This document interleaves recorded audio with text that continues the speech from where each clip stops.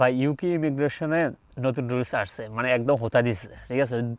দুই তিনটা চেঞ্জ আসছে, যেটা আমি আপনাদেরকে এক্সপ্লেন করতেছি। যে মানে স্কিল মাইগ্রেশনের ক্ষেত্রে মানে আপনি যখন অ্যাপ্লাই করবেন এক্ষেত্রে আগে ছিল লেভেল 3, এখন এটা আপনার এডুকেশন সার্টিফিকেট থাকতে হবে লেভেল 6, মানে আপনার গ্র্যাজুয়েশন লেভেল থাকতে হবে। আর ছোটোখাটো জব যেগুলো আছে, যেমন রেস্টুরেন্ট জব, বুচার জব, মানে কনস্ট্রাকশন, এগুলো সব রিমুভ করে দিচ্ছে এখন, ঠিক আছে। আর স্যালারি থ্রেশহোল্ড বাড়াই দিচ্ছে। আগে আসলে 38,700, এটার এখন 41,700-তে নিয়ে গেছে স্যালারি। মানে হাই স্যালারি হইতে হবে আপনার ওইসব পজিশনগুলো, যেগুলো একদম সম্ভব না।